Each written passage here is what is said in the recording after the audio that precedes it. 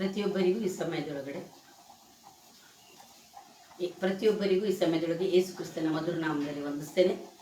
ವಾಕ್ಯ ಹೇಳ್ತದೆ, ಶ್ವಾಸವಿರುವುದೆಲ್ಲ ಕರ್ತನನ್ನು ಸ್ತುತಿಸಲಿ ಅಂತ ಹೇಳಿ. ಆದ್ದರಿಂದ ಈ ಸಮಯದೊಳಗೆ ಆರಾಧನೆ ನಾವು ಆರಂಭಿಸುವುದಕ್ಕಿಂತ ಮುಂಚೆ ಸ್ವಲ್ಪ ಹೊತ್ತು ನಾವು ಸ್ತುತಿಗೀತೆಗಳ ಮುಖಾಂತರವಾಗಿ ದೇವರನ್ನು ಸ್ತುತಿಸಿ ಕೊಂಡಾಡೋಣ. ಈ ಸಮಯದೊಳಗೆ ಯಾಕಿನ್ ಮಳೇಕರ್ 2 ಹಾಡುಗಳ ಮುಖಾಂತರವಾಗಿ ದೇವರನ್ನು ಸ್ತುತಿಸಲಿಕ್ಕಿದ್ದಾನೆ.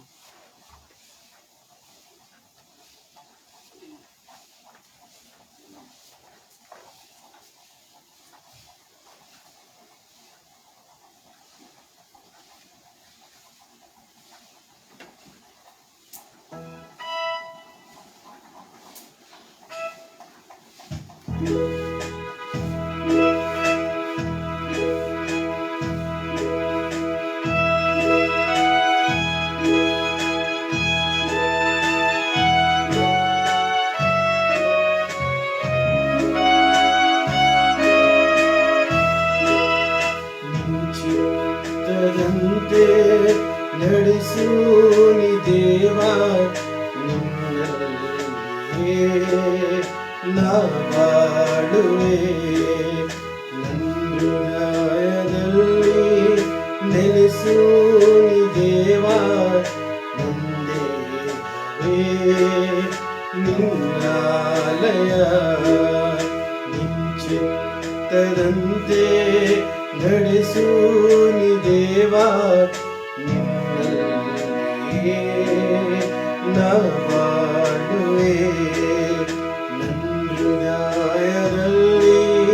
ನೆಲೆಸೂನಿ ದೇವಾ ನಂದೇವೇ ನಿನ್ನಾಲಯ. ಸ್ತೋತ್ರವಯ್ಯ ನಿನಗೆ ಸ್ತೋತ್ರವಯ್ಯ, ಸ್ತೋತ್ರವಯ್ಯ ನಿನಗೆ ಸ್ತೋತ್ರವಯ್ಯ, ಸ್ತೋತ್ರವಯ್ಯ ನಿನಗೆ ಸ್ತೋತ್ರವಯ್ಯ, ಸ್ತೋತ್ರವಯ್ಯ ನಿನಗೆ ಸ್ತೋತ್ರವಯ್ಯ.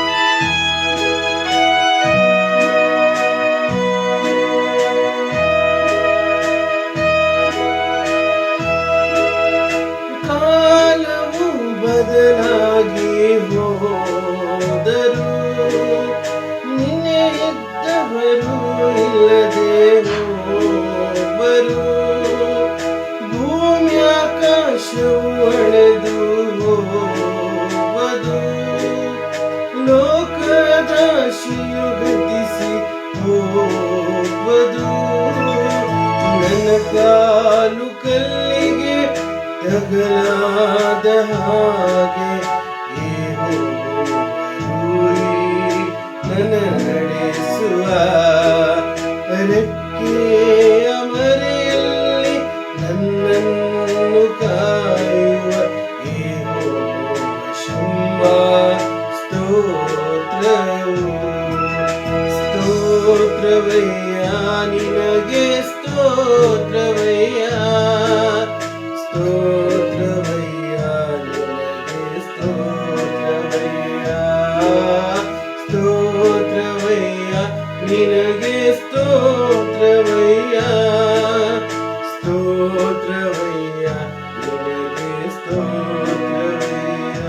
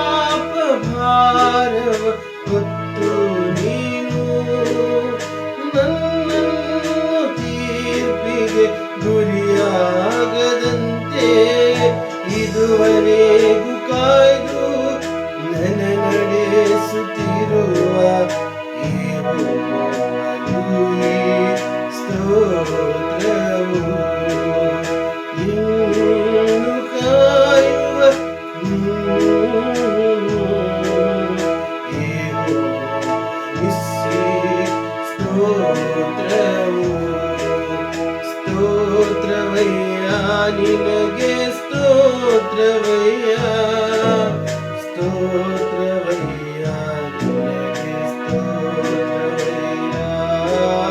ಸ್ತೋತ್ರವಯ್ಯ ನಿನಗೆ ಸ್ತೋತ್ರವಯ್ಯ ಸ್ತೋತ್ರವಯ್ಯ ನಿನಗೆ ಸ್ತೋತ್ರವಯ್ಯ ಚಿತ್ತದಂತೆ ನಡೆಸು ನಿ ದೇವ ನಿನ್ನಲ್ಲಿಯೇ ನಾಡುವೆ ಹೃದಯದಲ್ಲಿ ನೆಲೆಸು ನಿ ದೇವ ನಂದೇ ನಿನ್ನಾಲಯ ನಂದೇ ನಿನ್ನಾಲಯ ನಂದೇ ನಿನ್ನಾಲಯ.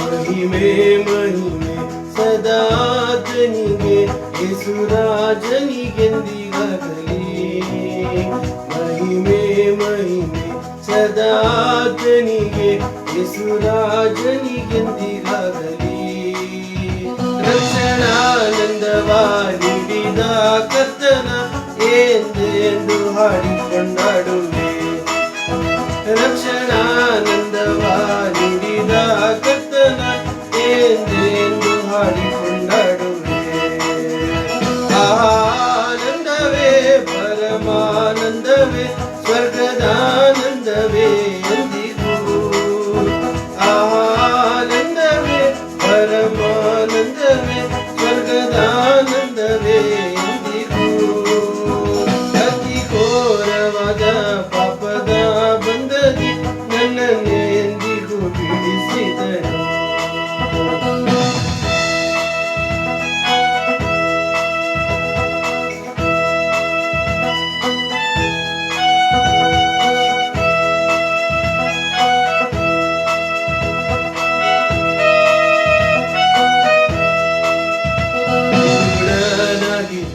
ಕರುಣೆ ತುರಿದಿ ಪರಮ ದೃಷ್ಟಿಯ ನೀಡಿದಿ ಕುರುಡನಾಗಿದ್ದಿ ಕರುಣೆ ತೋರಿದಿ ಪರಮ ದೃಷ್ಟಿಯ ನೀಡಿದಿ ಕರುಣಾ ಸಾಗರ ಪಾಪಿಯ ರಕ್ಷಿಸ ಗರೆಗಿಳಿದು ನಿ ಬಾಂಧವನೇ ಕರುಣಾ ಸಾಗರ ಪಾಪಿಯ ರಕ್ಷಿಸ ಗರೆಗಿಳಿದು ನಿ ಬಾಂಧವನೇ ಆನಂದವೇ ಪರಮಾನಂದವೇ ಸ್ವರ್ಗದಾನಂದವೇ ಎಂದಿಗೂ ಆನಂದವೇ ಪರಮಾನಂದವೇ ಸ್ವರ್ಗದಾನಂದವೇ ಎಂದಿಗೂ ಅತಿ ಘೋರವಾದ ಪಾಪದ ಬಂಧದಿ ನನ್ನನ್ನೇ ಎಂದಿಗೂ ಬಿಡಿಸಿದನು ಅತಿ ಘೋರವಾದ ಪಾಪದ ಬಂಧದಿ ನನ್ನನ್ನೇ ಎಂದಿಗೂ ಬಿಡಿಸಿದನು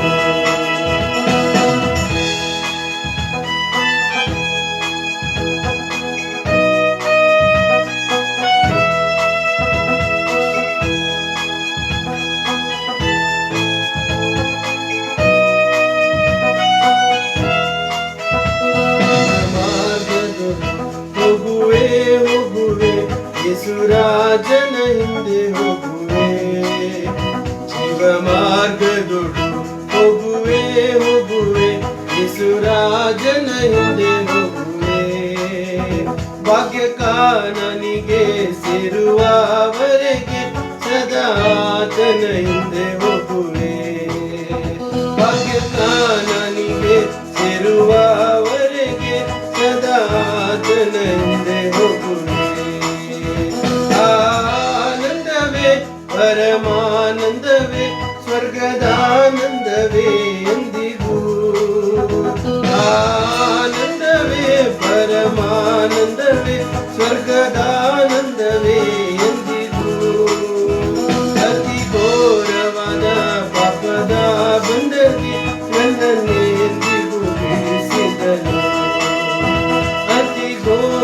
ಆದ ಪಾಪದ ಬಂಧದಿ ನನ್ನನ್ನೆಂದಿಗೂ ಬಿಡಿಸಿದನು. ಮಹಿಮೆ ಮಹಿಮೆ ಸದಾತನಿಗೆ ಯೇಸುರಾಜನಿಗೆಂದಿಗಾಗಲಿ.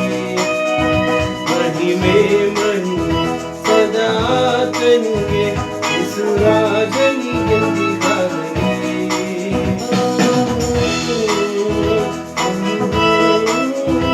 ಎಂದೆಂದು ಹಾಡಿಕೊಂಡಾಡುವೆ ರಕ್ಷಣಾನಂದವ ನೀಡಿದ ಕರ್ತನ.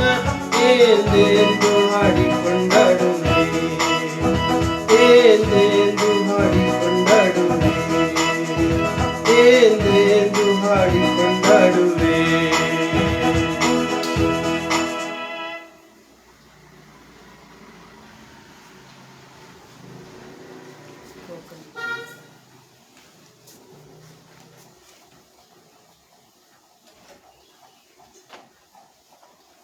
ಪ್ರಾರ್ಥನೆ ಮಾಡಿಕೊಳ್ಳೋಣ.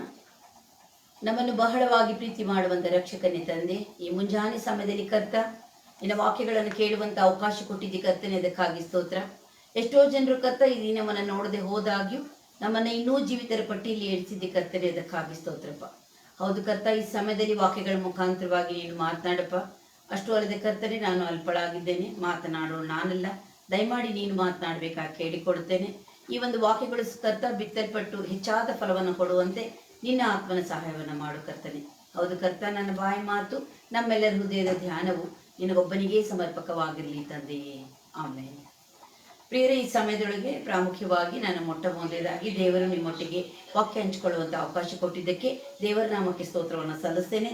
ಅದೇ ರೀತಿಯಾಗಿ ಅವಕಾಶವನ್ನು ಕಲ್ಪಿಸಿಕೊಟ್ಟಂತಹ ಗಿಲ್ಗಿಲ್ ಸರ್ಕಲ್ ಆಫ್ ಸ್ಟೋನ್ಸ್ ಇದರ ಒಂದು ಫೌಂಡರ್ಸ್ ಆಗಿರುವಂತಹ, ಅದರೊಳಗೂ ಪ್ರಾಮುಖ್ಯವಾಗಿ ಸಿಸ್ಟರ್ ಸಾರಾ ಅವರಿಗೂ ಮತ್ತು ಅದೇ ರೀತಿಯಾಗಿ ಸಹೋದರರಾದಂಥ ಡ್ಯಾನಿಯಲ್ ಅವರಿಗೂ ಕೂಡ ಮತ್ತು ಎಲ್ಲರಿಗೂ ಕೂಡ ಯೇಸು ಕ್ರಿಸ್ತನ ಮಧುರ ನಾಮದಲ್ಲಿ ವಂದಿಸ್ತೇನೆ. ಮತ್ತು ಈ ಆನ್ಲೈನ್ ಮುಖಾಂತರವಾಗಿ ವೀಕ್ಷಿಸ್ತಿರುವಂಥ ವಾಕ್ಯವನ್ನು ಕೇಳ್ತಿರುವಂಥ ಪ್ರತಿಯೊಬ್ಬರಿಗೂ ಕೂಡ ಯೇಸು ಕ್ರಿಸ್ತನ ಮಧುರ ನಾಮದಲ್ಲಿ ಈ ಸಮಯದಲ್ಲಿ ವಂದಿಸುವವಳು ಆಗಿದ್ದೇನೆ ಪ್ರಿಯರೇ. ಹಾಗಾದರೆ ಪ್ರಿಯರೇ, ಅನೇಕ ವಿಷಯಗಳನ್ನ ಧ್ಯಾನ ಮಾಡ್ತೇವೆ. ಇಂದು ಸಹ ಒಂದು ವಿಷಯವನ್ನು ನಾವು ಧ್ಯಾನ ಮಾಡಲಿಕ್ಕಿದ್ದೇವೆ. ಅದು ಏನಂದ್ರೆ ಕೀರ್ತನೆ 68ನೇ ಅಧ್ಯಾಯ 19ನೇ ವಚನ. ಕೀರ್ತನೆ 68, 19ನೇ ವಚನ. ಅಲ್ಲಿ ದಾವೀದನು ಹೇಳುವಂತ ಒಂದು ವಾಕ್ಯವನ್ನ ನಾವು ಅಲ್ಲಿ ಕೇಳ್ತೇವೆ. ಅಂದ್ರೆ, ಅನುದಿನವೂ ನಮ್ಮ ಭಾರವನ್ನ ಹೊರುವ ಕರ್ತನಿಗೆ ಸ್ತೋತ್ರವಾಗಲಿ.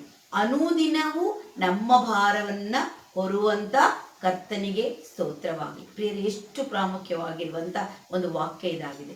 ಅನುದಿನದ ಆಹಾರ, ಅನುದಿನದ ಭಾರ ಹೊರುವಂತ ಕರ್ತನಿಗೆ ಸ್ತೋತ್ರ ನಾವು ಹೇಳಲೇಬೇಕು ದಾವೀದನೊಟ್ಟಿಗೆ. ಯಾಕಂದ್ರೆ ಅನುದಿನ ಒಂದಿಲ್ಲ ಒಂದು ಭಾರ ಇದೆ ಪ್ರಿಯರೇ, ಒಂದಿಲ್ಲ ಒಂದು ಕಷ್ಟ ಇದೆ. ಯಾಕಂತ ಹೇಳ್ತೇವೆ, ನಮ್ಗೆ ಗೊತ್ತಿದೆ ಕೀರ್ತನೆ 90ನೇ ಅಧ್ಯಾಯ 10ನೇ ವಚನದೊಳಗೆ ನಾವುಗಳು ಕಾಣ್ತೇವೆ. ಆ ವಾಕ್ಯ ಈ ರೀತಿಯಾಗಿ ಹೇಳ್ತದೆ, ಮನುಷ್ಯನ ಆಯುಷ್ಕಾಲ 70, ಬಲ ಹೆಚ್ಚಿದರೆ 80. ಕಷ್ಟ ಸಂಕಟಗಳೇ ಇದರ ಆಡಂಬರವಾಗಿದೆ ಅಂತ ಹೇಳ್ತೇವೆ. ಅದು ಹಾರಿ ಹೋಗ್ತದೆ, ನಾವು ಏನ್ ಮಾಡ್ತೀವಿ ಅಂದ್ರೆ ನಾವುಗಳು ಹಾರಿ ಹೋಗ್ತೇವೆ, ಅದು ಗತಿಸಿ ಹೋಗ್ತದೆ ಅಂತ ದೇವರ ವಾಕ್ಯ ಹೇಳುವುದನ್ನು ನಾವು ಕಾಣ್ತೇವೆ. ಹೀಗಿರುವಾಗ ಕಷ್ಟ ಸಂಕಟಗಳೇ ಇದರ ಆಡಂಬರ. ಅನೇಕ ಸಂಗತಿಗಳು ನಮ್ಮ ಜೀವಿತದಲ್ಲಿ ದಿನ ಪ್ರತಿನಿತ್ಯ ಒಂದಿಲ್ಲ ಒಂದು ಭಾರ ಇದೆ, ಸಂಕಟ ಇದೆ. ಆದ್ರೆ ದಾವೀದ ಹೇಳ್ತಾನೆ, ಅನುದಿನದ ಭಾರವನ್ನ ಹೊರುವ ಕರ್ತನಿಗೆ ಸ್ತೋತ್ರವಾಗಲಿ ಅಂತ ಹೇಳ್ತಾರೆ. ಇಂದು ನಾವುಗಳು ಕೂಡ ಅದೇ ಹೇಳ್ಬೇಕ್ರಿ. ನಮ್ಮ ಜೀವಿತದೊಳಗೆ ಅನುದಿನ ಒಂದಿಲ್ಲ ಒಂದು ಕಷ್ಟ ಸಂಕಟಗಳು ವೇದನೆಗಳು ಇದ್ದೇ ಇರ್ತದೆ. ಯಾಕಂದ್ರೆ ಕಷ್ಟ ಸಂಕಟಗಳು ಇದರ ಆಡಂಬರವಾಗಿರುವಾಗ, ಹೀಗಿರುವಾಗ ಪ್ರಿಯರೇ, ಅದನ್ನ ಹೊರುವಂತ ಕರ್ತ ಆತನು ಹೊತ್ತು ಎಲ್ಲವನ್ನ ನಡೆಸ್ತಾನೆ. ಆತನಿಗೆ ನಾವು ಸ್ತೋತ್ರ ಹೇಳಲೇಬೇಕು. ದಾವೀದನು ಯಾಕೆ ಹೇಳ್ತಾ ಇದ್ದ ಅಂತ ನಾವು ನೋಡ್ತೇವಲ್ವಾ. ದಾವೀದನು ಕುರಿ ಕಾಯುತ್ತಾ ಇದ್ದ. ಅರಸನಾಗುತ್ತ ಮುಂಚೆ ಅದನ್ನು ಕುರಿ ಮೇಯಿಸುವಂತವನಾಗಿದ್ದ. ಆ ಕುರಿ ಮೇಯಿಸುವಾಗ ಅನೇಕ ಮೃಗಗಳು ಬರ್ತಾ ಇತ್ತು. ದಿನನಿತ್ಯ ಒಂದಿಲ್ಲ ಒಂದು ಟಾಸ್ಕ್ ಇದ್ದ ಹಾಗೆ, ಅವನಿಗೆ ಚಾಲೆಂಜ್ ಇದ್ದ ಹಾಗೆ ಅಲ್ವಾ. ಅನೇಕ ಮೃಗಗಳು ಬರ್ತಾ ಇದ್ರು ಕೂಡ ಆತನು ಹೇಳ್ತಾನೆ, ತಂತಿ ವಾದ್ಯಗಳನ್ನ ಬಾರಿಸುತ್ತಾ ಆತನು ದೇವರನ್ನ ಸುತ್ತಿಸುತ್ತಾ ಕೊಂಡಾಡ್ತಾ ಇದ್ದ ಅಂತ ಹೇಳಿ ದೇವರ ವಾಕ್ಯದಲ್ಲಿ ನಾವು ನೋಡ್ತೇವೆ. ಯಾಕೆ ದೇವರನ್ನ ಸುತ್ತಿಸುವಾಗ, ಕೊಂಡಾಡುವಾಗ ಬರುವಂತ ಎಲ್ಲ ಸಮಸ್ಯೆಗಳು ಹೊರಟು ಹೋಗ್ಲಿಕ್ಕೆ ಸಾಧ್ಯ. ಎಲ್ಲ ಭಾರವನ್ನ ಆತನು ನಮ್ಮ ಭಾರವನ್ನ ಹೊತ್ತುಕೊಳ್ಳುವ ಆತನಾಗಿದ್ದಾನೆ ಅಂತೇಳಿ ದೇವರ ವಾಕ್ಯ ಹೇಳ್ತದೆ. ಯಾಕಂದ್ರೆ ಪ್ರೇರೆ, 1 ಸಮುವೇಲ 17ನೇ ಅಧ್ಯಾಯ 34ನೇ ವಚನದಿಂದ ನಾವು ನೋಡ್ತೇವೆ. ಅಲ್ಲಿ ದಾವೀದ ಏನ್ ಮಾಡ್ತಾ ಇದ್ದ ಪ್ರಿಯರೇ, ಕುರಿಗಳನ್ನ ಮೇಯಿಸ್ತಾ ಇದ್ದ. ಆಗ ಕರಡಿಗಳು ಮತ್ತು ಅದೇ ಅಲ್ಲದೆ ಸಿಂಹಗಳು ಬರ್ತಾ ಇದ್ವಂತೆ. ಆ ಕುರಿ ಹಿಂಡಿನಿಂದ ಕುರಿಯನ್ನ ಎತ್ಕೊಂಡು ಹೋದ್ರೆ ನಾನು ಅಟ್ಟಿಸ್ಕೊಂಡು ಹೋಗಿ ಅದನ್ನು ಹಿಡ್ಕೊಂಡು ಬರ್ತಿದ್ದೆ ಅಂತ ಆತನು ಹೇಳ್ತಾನೆ. ಅಟ್ಟಿಸ್ಕೊಂಡು ಅದನ್ನು ತಗೊಂಡ್ಕೊಂಡು ಬರೋದ್ರೊಳಗೆ ಅಕಸ್ಮಾತ್ ಆಗಿ ಕರಡಿ ಆಗ್ಲಿ ಸಿಂಹವಾಗ್ಲಿ ಹಿಂದಿರುಗಿ ಬಿದ್ದರೆ ನಾನು ಏನು ಮಾಡ್ತಾ ಇದ್ದೇನೆ, ಅವುಗಳ ಗದ್ದವನ್ನ ಹಿಡಿದು ಬಡಿದು ಅವುಗಳನ್ನ ನಾನು ಏನು ಮಾಡ್ತಿದ್ದೆ, ಕೊಂದ ಹಾಕ್ತಿದ್ದೆ. ಕಾರಣ ದೇವರನ್ನೊಟ್ಟಿಗಿದ್ದ ಅಂತ ಹೇಳ್ತಾನೆ. ಮತ್ತು ಅಷ್ಟು ಅಲ್ಲದೆ ಆತನು ಹೇಳುವಂಥದ್ದು, ಇಂಥ ಕರಡಿ ಸಿಂಹಗಳನ್ನ ನಾನು ಬಡಿದು ಹಾಕುವಂತ ಒಂದು ದೇವರನ್ನ ಆ ರೀತಿಯಾಗಿ ಧೈರ್ಯಯುತವಾಗಿ ನಡೆಸಿದ ಮೇಲೆ ಆತನು ಹೇಳ್ತಾನೆ, ದೇವರ ಸೈನ್ಯವನ್ನ ನಿಂದಿಸುವಂತ ಫಿಲಿಸ್ಟಿಯ ಯಾರ ವಿಷಯವಾಗಿ ಹೇಳ್ತಾನೆ ಗೊತ್ತಾಗ್ತಲ್ಲ ಪ್ರಿಯರೇ, ಗೊಲ್ಯಾತನ ವಿಷಯವಾಗಿ ಹೇಳ್ತಾನೆ. ದೇವರ ಸೈನ್ಯವನ್ನ ನಿಂದಿಸುವಂತಹ ಫಿಲಿಸ್ಟಿಯನಾದ ಗೊಲ್ಯಾತನ್ನು ಕೂಡ ಅದೇ ರೀತಿಯಾಗಿ ಕರಡಿ ಸಿಂಹಗಳು ಯಾವ ರೀತಿಯಾಗಿ ನಾನು ಕೊಂದು ಹಾಕ್ತಿದ್ನೋ ಅದೇ ರೀತಿ ಕೊಂದು ಹಾಕ್ತೇನೆ. ಯಾಕಂದ್ರೆ ದೇವರ ಸೈನ್ಯವನ್ನ ನಿಂದಿಸುವ ಆತನು, ಅಂದ್ರೆ ದೇವರು ಆತನ ಭಾರವನ್ನು, ಆತ ಏನು ಯಾವ ಒಂದು ನಮ್ಗೆ ಗೊತ್ತಿರುವಂತ ಕಥೆಯಾಗಿದೆ. ಯಾವ ಒಂದು ಆತನು ಏನ್ ಮಾಡಲಿಲ್ಲ ಪ್ರಿಯರೇ, ಆ ಕತ್ತಿ ಗುರಾಣಿ ಏನು ಉಪಯೋಗ ಮಾಡಲಿಲ್ಲ. ಕವಣೆ ಕಲ್ಲುಗಳಿಂದ ಆ ದೊಡ್ಡ ಆಕಾರದ ಆ ಗಾತ್ರದ ಆ ಫಿಲಿಸ್ಟಿಯನಾದ ಗೊಲ್ಯಾತನನ್ನ ಆತನು ಕೊಂದು ಹಾಕಿದ ಅಂತ ನೋಡ್ತೇವೆ. ಅದಕ್ಕಾಗಿ ಹೇಳ್ತಾನೆ ಆತನು, ನನ್ನ ಅನುದಿನದ ಭಾರವನ್ನ ಹೊರುವಂತ ಕರ್ತನಿಗೆ ಸ್ತೋತ್ರ. ಪ್ರಿಯರೇ, ಈ ದಿನ ನಾವುಗಳು ಕೂಡ ಅದು ಹೇಳ್ತಾರೆ, ಪ್ರತಿನಿತ್ಯ ನಮ್ಮ ಜೀವಿತದ ಎಲ್ಲ ಭಾರವನ್ನ ಕರ್ತನು ಹೊರ್ತಾ ಇದ್ದಾನೆ ಅಲ್ವಾ. ಅದಕ್ಕಾಗಿ ಆತನಿಗೆ ನಾವು ಏನ್ ಮಾಡ್ಬೇಕಾಗಿದೆ ಪ್ರಿಯರೇ, ಸ್ತೋತ್ರವನ್ನ. ಅದನ್ನೇ ದಾವೀದನಲ್ಲಿ ಹೇಳುವುದನ್ನ ನಾವುಗಳು ನೋಡುವವರು ಆಗಿದ್ದೇವೆ ಪ್ರಿಯರೇ. ಹಾಗಾದ್ರೆ ನಾವು ನೋಡ್ತೇವೆ, ಆಹಾರ ಮೊದಲೇದಾಗಿ ಕೆಲವೊಂದು ಭಾರಗಳು ನಮ್ಮ ಜೀವಿತದಲ್ಲಿ ಇರುವಂಥದ್ದನ್ನ 5 ಭಾರಗಳನ್ನ ನಾವು ಈ ಸಮಯದೊಳಗೆ ಸ್ವಲ್ಪ ಹೊತ್ತು ಧ್ಯಾನ ಮಾಡೋಣ ಪ್ರಿಯರೇ. ಹಾಗಾದ್ರೆ ಮೊದಲೇದಾಗಿ ಆಹಾರದ ಭಾರ ಅಲ್ವಾ. ಆಹಾರ ಬೇಕು, ಮನುಷ್ಯನಿಗೆ ಇರುವುದು ಏನಂದ್ರೆ ಒಂದು ಹೊಟ್ಟೆ ಅಲ್ವಾ. ಆ ಹೊಟ್ಟೆಗಾಗಿ ನಾವು ಏನ್ ಮಾಡ್ಬೇಕಾಗಿದೆ ಅಂತ ಹೇಳಿದ್ರೆ, ಅಲ್ಲಿ ನಾವು ನೋಡುವಂಥದ್ದು, ನಾವು ದುಡಿಯುವಂಥದ್ದು ಆಹಾರಕ್ಕಾಗಿ ನಾವು ದುಡಿತೇವೆ. ಆಹಾರ ಇಲ್ಲದೆ ಬದುಕಕ್ಕಾಗಲ್ವಾ. ಆಹಾರ ಬೇಕು, ನೀರು ಬೇಕು, ಈ ಸಂಗತಿಗಳು ಅವಶ್ಯಕವಾದದ್ದು, ಬೇಸಿಕ್ ನೀಡ್ಸ್ ಅಲ್ವಾ. ಈ ಆಹಾರಕ್ಕಾಗಿ ನಾವು ಆ ಭಾರವನ್ನ ನಾವು ನಮ್ಮದೇ ನಾವು ಚಿಂತಿಸ್ತಾ ಜೀವಿಸುವುದಲ್ಲ, ಅದನ್ನು ಕೂಡ ದೇವರು ಒದಗಿಸುವ ಆತನಾಗಿದ್ದಾನೆ. ಆ ಭಾರವನ್ನ ಆತನು ಹೊತ್ತುಕೊಳ್ಳೋನಾಗಿದ್ದಾನೆ ಅಂತ ನೋಡ್ತೀವಿ. ಯಾಕಂದ್ರೆ ಪ್ರಿಯರೇ, ಮತ್ತಾಯ 6ನೇ ಅಧ್ಯಾಯ 31ನೇ ವಚನದೊಳಗೆ ಏನು ಊಟ ಮಾಡಬೇಕು, ಏನು ಕುಡಿಬೇಕು ಅಂತ ಹೇಳಿ ನೀವು ಚಿಂತೆ ಮಾಡಬೇಡ್ರಿ ಅಂತ ದೇವರ ವಾಕ್ಯದೊಳಗೆ ಕ್ರಿಸ್ತನು ಸ್ಪಷ್ಟವಾಗಿ ಹೇಳ್ತಾನೆ. ಏನು ಊಟ ಮಾಡಬೇಕು, ಏನು ಕುಡಿಬೇಕು, ಅದರ ವಿಷಯವಾಗಿ ನೀವು ಚಿಂತೆ ಮಾಡಬೇಡ್ರಿ ಅಂತ ಸ್ಪಷ್ಟವಾಗಿ ಅಲ್ಲಿ ಹೇಳ್ತಾನೆ. ಯಾಕಂದ್ರೆ ಯಾರು ಅದಕ್ಕಾಗಿ ತವಕ ಪಡ್ತಾರೆ ಅಂತ ಗೊತ್ತಾ? ಅಜ್ಞಾನಿಗಳು ತವಕ ಪಡ್ತಾರೆ ಜೀವಿತೊಳಗೆ, ಬರೀ ತಿನ್ನುವುದಕ್ಕಷ್ಟೇ ಅಲ್ಲ. ಯಾಕಂದ್ರೆ ಮತ್ತಾಯ 4:4 ಯೇಸು ಕ್ರಿಸ್ತ ಹೇಳುವಂಥದ್ದು, ಮನುಷ್ಯನು ರೊಟ್ಟಿ ತಿಂದ ಮಾತ್ರದಿಂದ ಬದುಕುವುದಿಲ್ಲ, ದೇವರ ಬಾಯಿಂದ ಹೊರಡುವಂತ ಪ್ರತಿಯೊಂದು ಮಾತುಗಳಿಂದ ಬದುಕ್ತಾನೆ ಅಂತ ದೇವರ ವಾಕ್ಯ ನಮಗೆ ಸ್ಪಷ್ಟಪಡಿಸುವಂತದ್ದಾಗಿದೆ. ಹಾಗಾದ್ರೆ ಪ್ರಿಯರೇ, ಮತ್ತಾಯ 6:31 ಹೇಳ್ತದೆ, ಏನು ಊಟ ಮಾಡಬೇಕು, ಏನು ಕುಡಿಬೇಕು ಎಂಬುದ್ರ ಬಗ್ಗೆ ಚಿಂತೆ ಮಾಡಬೇಡ್ರಿ. ಆದ್ರೆ ಯಾರು ಚಿಂತೆ ಮಾಡ್ತಾರಂತೆ ಗೊತ್ತಾ? ಅಜ್ಞಾನಿಗಳು ಅದಕ್ಕಾಗಿ ತವಕ ಪಡ್ತಾರೆ ಅಂತ ಹೇಳ್ತದೆ. ಅದೇ ಮತ್ತಾಯ 6:33 ಕ್ರಿಸ್ತನು ಹೇಳುವಂಥದ್ದೇನೆಂದ್ರೆ, ಮೊದಲು ದೇವರ ರಾಜ್ಯಕ್ಕಾಗಿಯೂ ನೀತಿಗಾಗಿಯೂ ತವಕ ಪಡ್ರಿ ಅಂತ ಹೇಳುವುದನ್ನ ನಾವು ನೋಡ್ತೇವೆ. ನಾವು ದೇವರ ರಾಜ್ಯಕ್ಕಾಗಿಯೂ ನೀತಿಗಾಗಿಯೂ ತವಕ ಪಡುವಾಗ ಉಳಿದೆಲ್ಲವನ್ನ ದೇವರು ಏನ್ ಮಾಡ್ತಾನೆ ಪ್ರಿಯರೇ, ನಮಗೆ ಒದಗಿಸ್ತಾನೆ ಅಂತ ದೇವರ ವಾಕ್ಯ ಸ್ಪಷ್ಟಪಡಿಸುವುದನ್ನ ನಾವುಗಳು ಕಾಣ್ತೇವೆ. ಯಾಕಂದ್ರೆ ಮತ್ತಾಯ 6:26 ಕೂಡ ನೋಡುತ್ತೇವೆ, ಆಕಾಶದಲ್ಲಿ ಹಾರಾಡುವ ಹಕ್ಕಿಗಳನ್ನ ನೋಡಿ, ಬಿತ್ತುವುದಿಲ್ಲ, ಕೊಯ್ಯುವುದಿಲ್ಲ, ಕಣಜಗಳನ್ನ ತುಂಬಿಟ್ಟುಕೊಳ್ಳುವುದಿಲ್ಲ, ಅದಕ್ಕೆ ದೇವರು ಪರಲೋಕ ತಮ್ಮ ತಂದೆ ಅಷ್ಟು ಅದನ್ನು ಸಾಧಿಸಲತ್ತಾನಂದ್ರೆ ಇನ್ನು ಅದಕ್ಕಿಂತ ಶ್ರೇಷ್ಠರಾಗಿರುವಂತ ಮನುಷ್ಯರಾದ ನಮಗೆ ಎಷ್ಟರ ಮಟ್ಟಿಗೆ ದೇವರು ಸಲ್ಲಲಿಕ್ಕಿಲ್ಲ. ಅವು ಚಿಂತೆ ಮಾಡಲ್ಲ, ಅವುಗಳ ಹಾರಾಡುವ ಹಕ್ಕಿಗಳು ಬಿತ್ತುವುದಿಲ್ಲ, ಕೊಯ್ಯುವುದಿಲ್ಲ, ಕಣಜ ತುಂಬುವುದಿಲ್ಲ. ನಮಗೋ ಎಷ್ಟೋ ಚಿಂತೆ ಈ ಆಹಾರದ ಸಲುವಾಗಿ, ಈ ಊಟದ ಸಲುವಾಗಿ. ಆ ಭಾರವನ್ನೆಲ್ಲ ಆತನ ಮೇಲೆ ನಾವು ಹಾಕಂದ್ರೆ, ನಾವು ಹಾಡು ಕೂಡ ನೋಡ್ತೀವಿ, ಆಕಾಶದಲ್ಲಿ ಹಾರಾಡೋ ಹಕ್ಕಿ ನೋಡ್ರಿ ಅಲ್ವಾ. ಸೊ ಅಡವಿಯ ಹುಲ್ಲುಗಳನ್ನು ನೋಡ್ರಿ, ಹೂಗಳನ್ನ ನೋಡ್ರಿ, ಅವುಗಳಿಗೆ ಏನಿಲ್ಲ, ಕೊಯ್ಯೋರಿಲ್ಲ, ಮತ್ತೆ ಅದಕ್ಕೆ ಬಿತ್ತುವುದಿಲ್ಲ, ಏನೂ ಇಲ್ಲ. ಆದ್ರೆ ಅವೆಲ್ಲಕ್ಕಿಂತ ಹೆಚ್ಚಾಗಿ ಹಕ್ಕಿ ಹೂವಿಗಿಂತ ಶ್ರೇಷ್ಠವು ನೀನು ಅಂತೇಳಿ ಹಾಡಲ್ಲಿ ನಾವು ನೋಡ್ತೇವಲ್ವಾ. ಅದಕ್ಕಾಗಿ ನಾವು ಹಾರಾಡುವ ಹಕ್ಕಿಯನ್ನು ನೋಡಿ ಅಲ್ವಾ, ಸೊ ಅಡವಿಯ ಹೂಗಳನ್ನ ನೋಡ್ರಿ, ಅವುಗಳಿಗಿಂತ ಎಲ್ಲವನ್ನ ದೇವರು ಒದಗಿಸ್ತಾನೆ. ಅದಕ್ಕಿಂತ ಶ್ರೇಷ್ಠವಾಗಿರುವಂತ ಮನುಷ್ಯರಾದ ನಮಗೆ ದೇವರು ತನ್ನ ಹೋಲಿಕೆಗೆ ತನ್ನ ಸ್ವರೂಪದಲ್ಲಿ ಉಂಟು ಮಾಡಿ ನಮಗೆ ನಮ್ಮ ಅನುದಿನದ ಆಹಾರದ ಭಾರವನ್ನ ಆತನ ಹೊತ್ತುಕೊಳ್ತಾನಲ್ಲ. ಚಿಂತೆ ಮಾಡಬೇಡ್ರಿ ಅಂತ ದೇವರ ವಾಕ್ಯ ಹೇಳುವುದನ್ನು ನೋಡುತ್ತೇವೆ. ಯಾಕಂದ್ರೆ ಪ್ರಿಯರೇ, ಕೀರ್ತನೆ 127 ಕೂಡ 2-3 ವಾಕ್ಯದಲ್ಲಿ ನಾವು ವಚನದಲ್ಲಿ ನಾವು ನೋಡ್ತೀವಿ, ಬೆಳಗಾಗುವುದಕ್ಕಿಂತ ಮುಂಚೆ ಹೇಳುವವರೇ, ಹೊತ್ತು ಮೀರಿ ಮಲಗುವವರೇ, ನೀವು ಆಹಾರಕ್ಕಾಗಿ ಕಷ್ಟಪಡುವುದು ವ್ಯರ್ಥ ಅಂತ. ಬೆಳಗಾಗುವುದಕ್ಕಿಂತ ಮುಂಚೆ ಹೇಳುವವರೇ, ಹೊತ್ತಿ ಮೀರಿ ಮಲಗುವವರೇ, ನೀವು ಆಹಾರಕ್ಕಾಗಿ ಕಷ್ಟಪಡುವುದು ವ್ಯರ್ಥ, ಅದನ್ನು ತನ್ನ ಪ್ರಿಯರಿಗೆ ಆತನು ನಿದ್ರೆಯಲ್ಲಿಯೂ ಕೊಡುತ್ತಾನೆ. ವರ್ಡ್ ಏನು ಹೇಳ್ತಿದ್ದಾನೆ? ಪ್ರಿಯರಿಗೆ, ತನ್ನ ಪ್ರಿಯರಿಗೆ ಅಂದ್ರೆ ತನ್ನ ಮಾರ್ಗದಲ್ಲಿ ನಡೆಯುವವರಿಗೆ, ತನ್ನ ಆಜ್ಞೆಯನ್ನು ಅನುಸರಿಸುವವರಿಗೆ ನಿದ್ರೆಯಲ್ಲಿಯೂ ದೇವರು ಏನ್ ಮಾಡ್ತಾನೆ? ಅದನ್ನ ಒದಗಿಸ್ತಾನೆ ಅಂತೇಳಿ ಸ್ಪಷ್ಟಪಡಿಸುವುದನ್ನ ನಾವುಗಳು ನೋಡ್ತೇವೆ ಪ್ರಿಯರೇ. ಹಾಗಾದ್ರೆ ಇಲ್ಲಿ ಕಾಣ್ತೇವೆ, ಅನೇಕರು ನಾವು ಬೆಳಗಾಗುವುದಕ್ಕಿಂತ ಮುಂಚೆ ಹೇಳ್ತೇವೆ, ರಾತ್ರಿ ಹೊತ್ತಾರೆ ಮಲ್ಕೊಳ್ತೇವೆ. ಯಾಕೆ? ಈ ಆಹಾರಕ್ಕಾಗಿ. ಅದಕ್ಕೆ ಪಡುವಂಥದ್ದು ವ್ಯರ್ಥ, ಕಷ್ಟಪಡುವಂಥದ್ದು. ಯಾಕಂದ್ರೆ ಆತನು ಪ್ರಿಯರಿಗೆ ನಿದ್ರೆಯಲ್ಲಿಯೂ ಕೊಡ್ತಾನೆ. ಅಂದ್ರೆ ಕರ್ತನಿಗೆ ಪ್ರಿಯರಾಗಿ ನಾವು ಜೀವಿಸುವಾಗ ನಮ್ಮ ಆಹಾರದ ಭಾರವನ್ನ ಆತನು ಹೊತ್ತುಕೊಳ್ತಾನೆ ಅಂತೇಳಿ ದೇವರ ವಾಕ್ಯ ಸ್ಪಷ್ಟಪಡಿಸ್ತದೆ. ಕೀರ್ತನೆ 111:5 ಕೂಡ ನಾವು ಈ ರೀತಿಯಾದಂತಹ ವಾಕ್ಯವನ್ನ ನಾವು ಕಾಣ್ತೇವೆ. ಅಂದ್ರೆ ಆತನಲ್ಲಿ ಭಯಭಕ್ತಿ ಉಳ್ಳವರಿಗೆ, ಅಂದ್ರೆ ದೇವರಲ್ಲಿ ಭಯಭಕ್ತಿ ಉಳ್ಳವರಿಗೆ ಆಹಾರವನ್ನ ಆತನು ಕೊಡ್ತಾನೆ ಅಂತ ವಾಕ್ಯದಲ್ಲಿ ಸ್ಪಷ್ಟಪಡಿಸ್ತದೆ ಪ್ರಿಯರೇ. ಹಾಗಿರುವಾಗ ನಾವು ಉದಾಹರಣೆಯಾಗಿ ನೋಡುವಾಗ ಪ್ರಿಯರೇ, ಎಲಿಯ ಪ್ರವಾದಿ ವಿಷಯವಾಗಿ ನೋಡೋಣ. ದೇವರು ಆತನಿಗೆ 3 ಬಾರಿ ಆಹಾರವನ್ನು ಕೊಟ್ಟು ಸಲ. ಯಾಕೆ? ಆತನು ಪ್ರಿಯನಾಗಿದ್ದ ಮತ್ತು ಆತನು ದೇವರಲ್ಲಿ ಭಯಭಕ್ತಿ ಉಳ್ಳಂತ ದೊಡ್ಡ ಪ್ರವಾದಿ. ಯಾಕಂದ್ರೆ ಆ ಪ್ರವಾದಿ ಸಾಯಲಿಲ್ಲ ಪ್ರಿಯರೇ. ಆತನು ಎಲಿಯನು ಎತ್ತಲ್ಪಟ್ಟ ಎಂಬುದಾಗಿನು ಅಂತ ಒಂದು ಪ್ರವಾದಿ ಅಲ್ವಾ.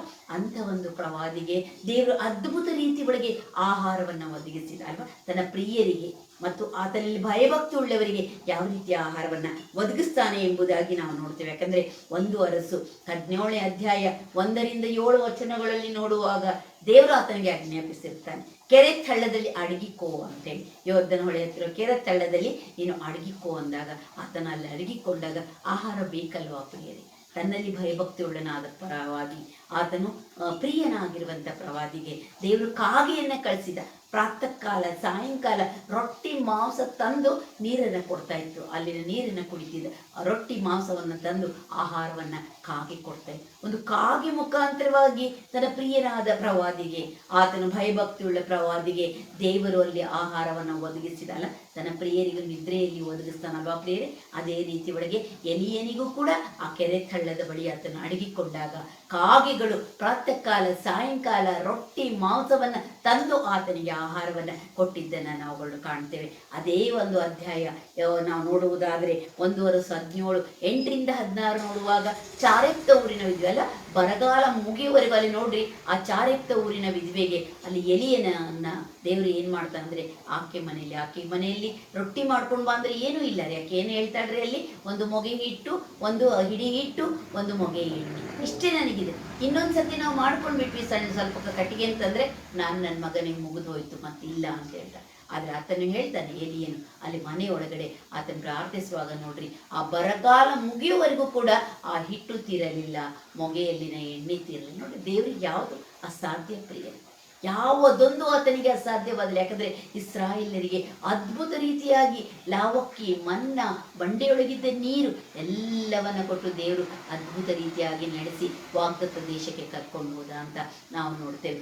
ಅಂದು ಇದ್ದಂತ ಪ್ರಿಯರು, ದೇವರು ಅಂದು ಮೋಶೆಗೆ ಆಜ್ಞಾಪಿಸಿದ ಹಾಗೆ, ನಾನು ನಿನ್ನ ಸಂಗಡ ಇದ್ದೇನೆ, ನಾನೇ ನಿನ್ನ ಸಂಗಡ ಇದ್ದೇನೆ.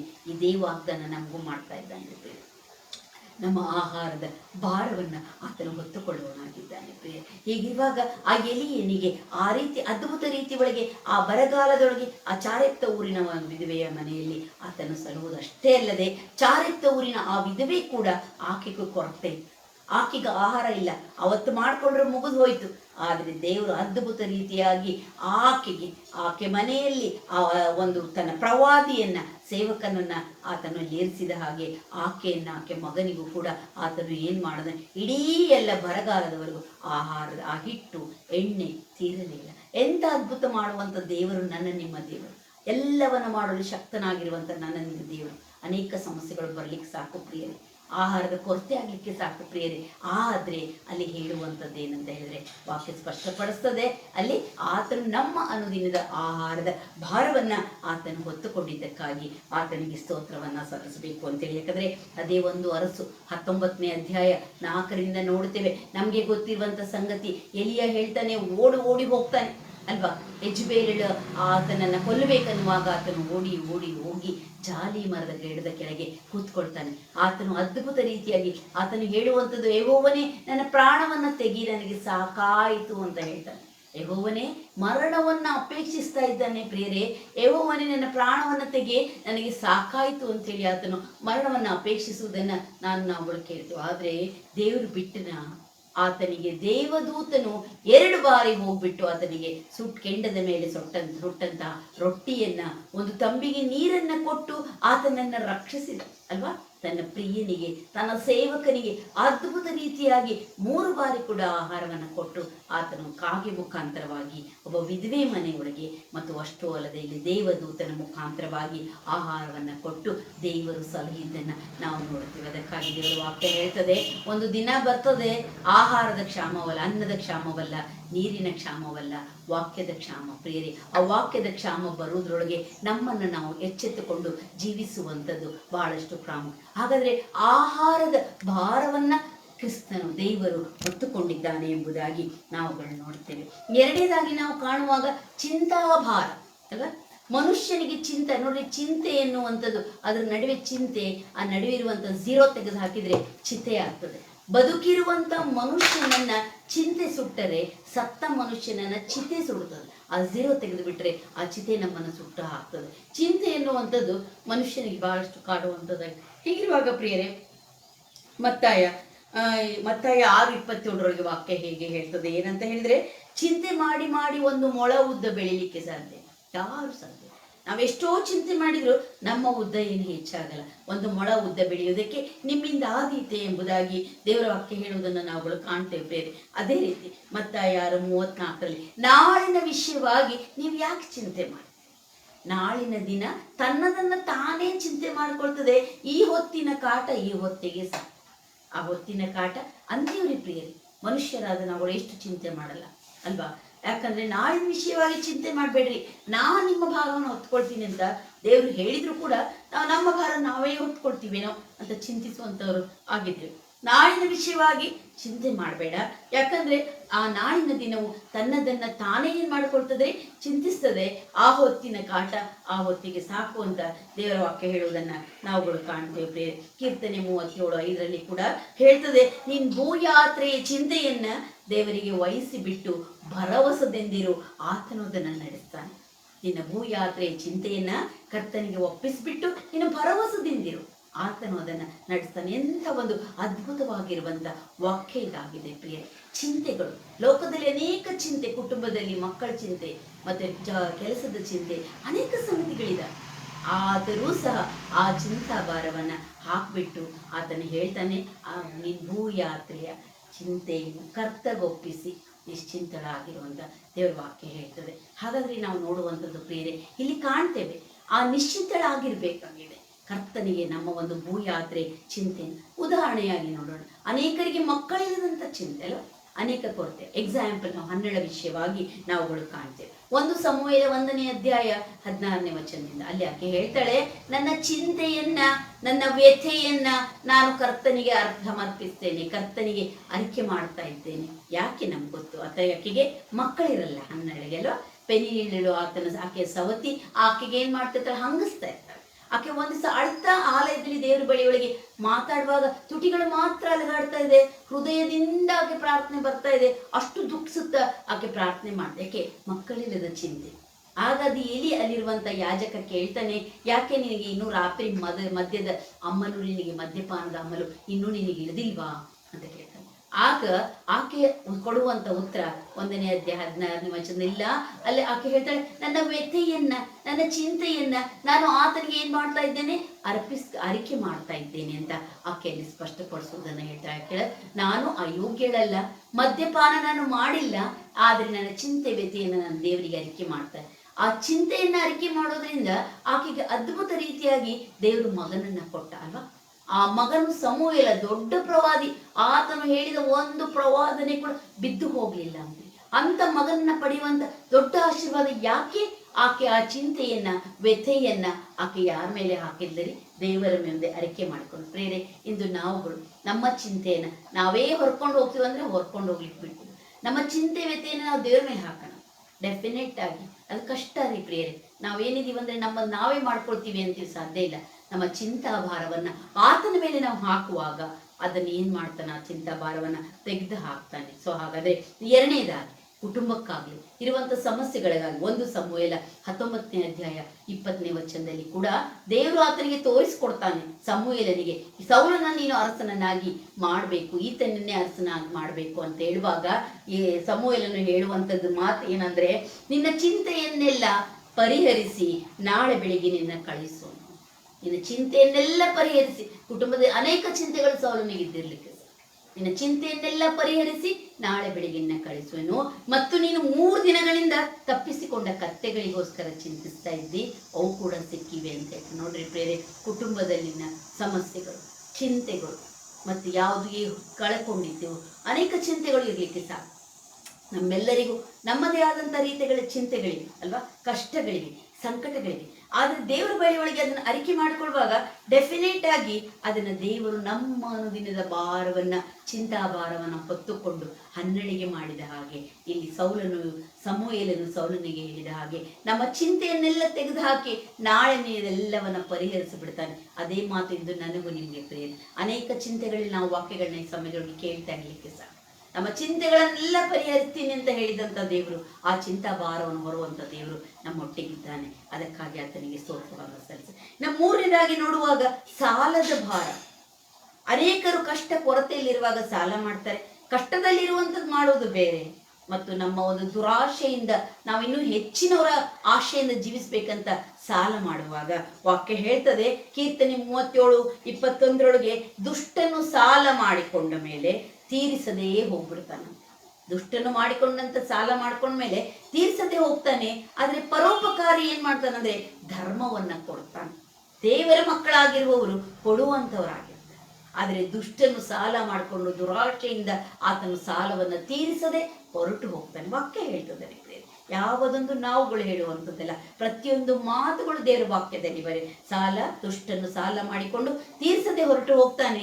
ಆದ್ರೆ ಪರೋಪಕಾರಿಯು ಏನ್ ಮಾಡ್ತಾನಂದ್ರೆ ಧರ್ಮವನ್ನ ಆತನು ಕೊಡುವಾತನಾಗಿದ್ದಾನೆ ಅಂತ ವಾಕ್ಯ ನಮಗೆ ಸ್ಪಷ್ಟಪಡಿಸ್ತದೆ. ನ್ಯಾಯೋಕ್ತಿ 22, 26, 27 ವಚನದಲ್ಲಿ ಕೂಡ ವಾಕ್ಯ ಹೇಳ್ತದೆ, ಸಾಲಕ್ಕೆ ಹೊಣೆಯಾದವರಲ್ಲಿ ನೀನು ಒಬ್ಬನಾಗಬೇಡ. ನೋಡಿ, ದೇವರ ವಾಕ್ಯ ಸ್ಪಷ್ಟಪಡಿಸ್ತದೆ, ಸಾಲಕ್ಕೆ ಹೊಣೆಯಾದವರಲ್ಲಿ ನೀನು ಒಬ್ಬನು ಆಗಬೇಡ. ಯಾಕಂದ್ರೆ ಸಾಲವನ್ನ ಕೊಡದೆ ಹೋಗುವಾಗ ಅವ್ರು ಬಂದು ನಿನ್ನ ಏನ್ ಮಾಡ್ತಾರಂದ್ರೆ ಹಾಸಿಗೆಯನ್ನ ಏನ್ ಮಾಡ್ತಾರೆ, ಕೆಳಗಿನ ಹಾಸಿಗೆಯನ್ನ ಕಿತ್ತುಕೊಳ್ತಾರೆ. ಹಾಸಿಗೆಯನ್ನೇ ಕಿತ್ಕೊಂಡು ಬಿಡ್ತಾರೆ, ಬುಡವನ್ನೇ ತಗೊಂಡು ಬಿಡ್ತಾರೆ, ಕೆಳಗಿನ ಹಾಸಿಗೆಯನ್ನ ಕಿತ್ತುಕೊಂಡು ಬಿಡ್ತಾರೆ.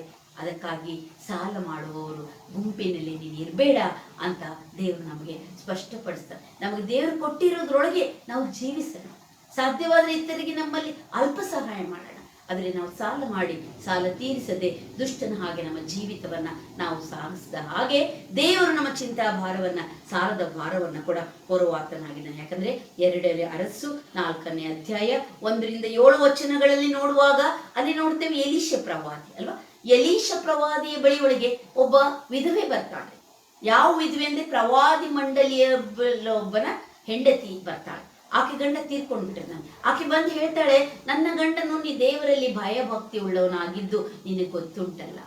ನನ್ನ ಗಂಡ ದೇವರಲ್ಲಿ ಭಯಭಕ್ತಿ ಉಳ್ಳವನಾಗಿದ್ದು ನಿನಗೆ ಗೊತ್ತುಂಟಲ್ಲ. ಸಾಲವನ್ನ ಕೇಳುವವರು ಬಂದು ನನ್ನ ಮಕ್ಕಳನ್ನ ದಾಸರನ್ನಾಗಿ ಕರ್ಕೊಂಡು ಹೋಗ್ತಾ ಇದೀವಿ ಅಂತ ಕೇಳ್ತಾ ಇದ್ದಾರೆ. ಅದಕ್ಕಾಗಿ ಆಕೆ ಪ್ರಾರ್ಥಿಸ್ತಾಳೆ, ಕೇಳ್ಕೊಳ್ತಾಳ್ರಿ. ಎಲೀಷ ಪ್ರವಾದಿ ಬಳಿ ಒಳಗೆ ನನ್ನ ಮಕ್ಕಳನ್ನ ದಾಸರನ್ನಾಗಿ, 2 ಮಕ್ಕಳನ್ನ ದಾಸರನ್ನಾಗಿ ಕರ್ಕೊಂಡು ಹೋಗ್ತಕ್ಕೆ ಬರ್ತಾ ಇದ್ದಾರೆ, ಸಾಲದ ಭಾರವಾಗಿದೆ ಅಂತ ಹೇಳುವಾಗ ಎಲೀಷ ಏನ್ ಹೇಳ್ತಾನ್ರಿ, ಹೋಗು ನಿನ್ನ ಅಕ್ಕಪಕ್ಕದ ಮನೆಯಲ್ಲಿ, ನಿನ್ನ ಮನೇಲಿ ಏನಿದೆ ಅಂತ ಕೇಳ್ತಾರೆ. ಆಕೆ ಹೇಳ್ತಾಳೆ, ಬರೇ ಒಂದು ಮೊಗೆಯೊಳಗೆ ಎಣ್ಣೆ ಇದೆ ಅಂತ. ನಿನ್ನ ಅಕ್ಕಪಕ್ಕದ ಮನೆ ಪಾತ್ರೆಗಳನ್ನೆಲ್ಲ ತೆರೆಸುವಂತೆ. ಎಲ್ಲ ಪಾತ್ರೆ ತೆರೆಸಿ ಬಾಗಿಲು ಮುಚ್ಚುವಾಗ, ಪ್ರಾರ್ಥಿಸುವಾಗ ಅಲ್ಲಿ ಎಣ್ಣೆ ಉಕ್ತು ಎಲ್ಲ ಪಾತ್ರೆ ತುಂಬಿ ಕೊನೆಗೆ ಮಗನಿಗೆ ಹೇಳ್ತಾಳೆ, ಮತ್ತೊಂದು ಪಾತ್ರೆ ತಗೊಂಡು ಬಂದಾಗ ಪಾತ್ರೆ ಮುಗೀತು. ಆಗ ಅದು ಮುಗೀತು ಅನ್ನುವಾಗ ಆ ಎಣ್ಣೆ ಉಕ್ಕುವಂಥದ್ದು ನಿಂತು ಹೋಯ್ತು.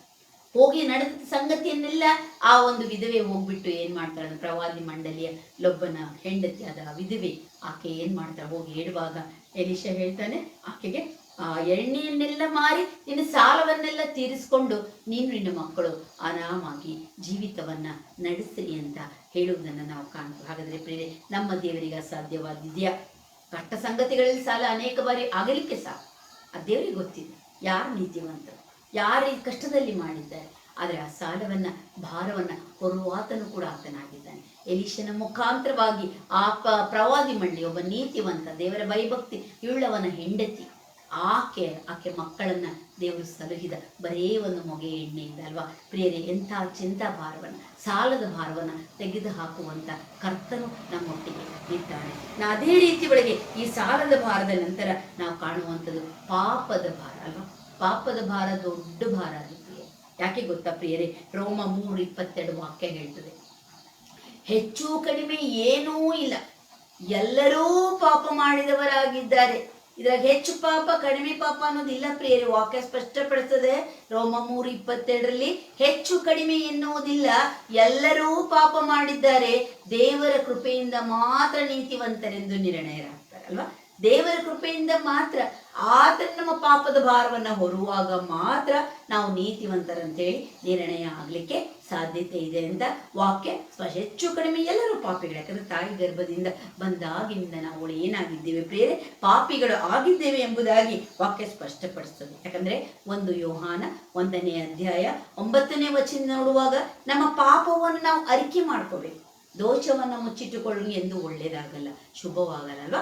ನಮ್ಮ ಪಾಪಗಳನ್ನ ನಾವು ಯಾರು ಮನುಷ್ಯರು, ನಾವು ಪಾಪಿಗಳು, ಎಲ್ಲ ಹೆಚ್ಚು ಕಡಿಮೆ ಏನೂ ಇಲ್ಲ, ಎಲ್ಲರೂ ಪಾಪಿಗಳಾಗಿರುವಾಗ ನಮ್ಮ ಪಾಪಗಳನ್ನ ಮುಚ್ಚಿಟ್ಕೊಳ್ಬಾರ್ದು, ನಾವು ಅದನ್ನ ಅರಿಕೆ ಮಾಡ್ಕೊಳ್ಬೇಕಾಗಿದೆ. ಇದು ಬಹಳಷ್ಟು ಪ್ರಾಮುಖ್ಯವಾಗಿರುವಂತ ಸಂಗತಿಯಾಗಿದೆ. ಯಾಕಂತ ಹೇಳಿದ್ರೆ ಅದನ್ನ ಅರಿಕೆ ಮಾಡಿದ್ರೆ ನಮ್ಮ ದೇವರು ನಂಬಿಗಸ್ತನು ನೀತಿವಂತನು ಆಗಿರುವುದರಿಂದ ಆತ ನಮ್ಮ ಪಾಪಗಳನ್ನೆಲ್ಲ ಏನ್ ಮಾಡ್ತಾನೆ ಪ್ರಿಯರೇ, ಕ್ಷಮಿಸಿ ಬಿಟ್ಟು ಸಕಲ ಅನೀತಿಯನ್ನ ಪರಿಹರಿಸಿ ನಮ್ಮನ್ನ ಶುದ್ಧ ಮಾಡ್ತಾನೆ.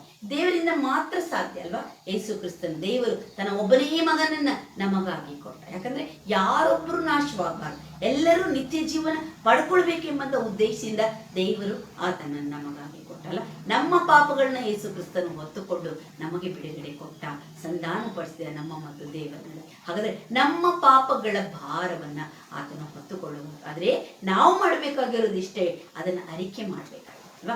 ಅರಿಕೆ ಮಾಡಿಕೊಳ್ಳುವಾಗ ಪಾಪದ ಭಾರವು ಏನಾಗ್ಲಿಕ್ಕೆ ಸಾಧ್ಯ ಪ್ರಿಯರೇ, ನೀಗ್ಲಿಕ್ಕೆ ಸಾಧ್ಯತೆ ಇದೆ ಅಂತ ನಾವುಗಳು ನೋಡುವವರು ಆಗಿದ್ದೇವೆ ಪ್ರಿಯರೇ. ನೋಡಿ, ಯೂದನ ವಿಷಯವಾಗಿ ನೋಡ್ತೀವಿ. ಯೂದ ಪಾಪ ಮಾಡಿದ, ಯೇಸು ಕ್ರಿಸ್ತನನ್ನು ಹಿಡಿದುಕೊಟ್ಟ.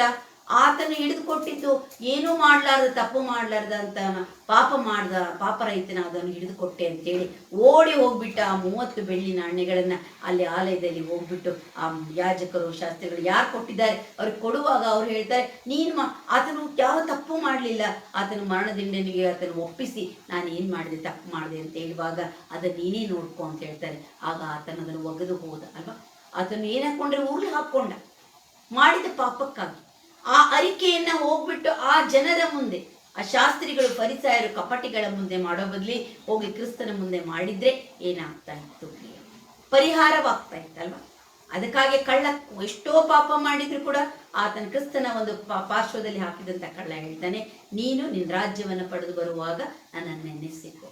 ಆತನ ಪಶ್ಚಾತ್ತಾಪಟ್ಟಲಿಕ್ಕೆ ಸಾಕಲ್ವಾ, ನನ್ನ ನೆನೆಸಿಕೋ ಅಂತ ಹೇಳ್ತಾನೆ. ಅಂದಾಗ ಈ ಹೊತ್ತೇ ನೀನು ನನ್ನ ಸಂಗಡ ಪರದೈಸಿನಲ್ಲಿರುವೆ. ಪ್ರಿಯ, ನಮ್ಮ ಪಾಪದ ಭಾರವನ್ನೆಲ್ಲ ಆತನ ಹೊತ್ಕೊಂಡ್ಬಿಟ್ಟಿದ್ದಾನೆ, ಇಂದು ಹೊರ್ತಾ ಇದ್ದಾನೆ. ಆದ್ರೆ ನಾವೇನ್ ಮಾಡ್ಬೇಕಾಗಿದೆ, ನಮ್ಮ ಪಾಪಗಳನ್ನ ನಾವು ಅರಿಕೆ ಮಾಡ್ಕೊಳ್ಳುವಾಗ ಆತನು ನೀತಿವಂತನು ನಂಬಿಗಸ್ತನು ಆಗಿರೋದ್ರಿಂದ ಅದನ್ನೇ ಏನ್ ಮಾಡ್ತಾನ್ರಿ, ಅದನ್ನೆಲ್ಲ ತೆಗೆದು ಹಾಕಿ ನಮ್ಮನ್ನ ಶುದ್ಧ ಮಾಡ್ತಾನೆ ಅಂತೇಳಿ ದೇವರ ವಾಕ್ಯ ಹೇಳ್ತದೆ. ಯಾಕಂದ್ರೆ ದಾವೀದನ ವಿಷಯವಾಗಿ ದಾವೀದನೇ ಇದನ್ನ ಬರ್ತಾ ಇದ್ದಾನೆ, ನಮ್ಮ ಅನುದಿನದ ಆಹಾರ ಭಾರವನ್ನ ಹೊರುವ ಕರ್ತನಿಗೆ ಸ್ತೋತ್ರ ಅಂತೇಳಿ.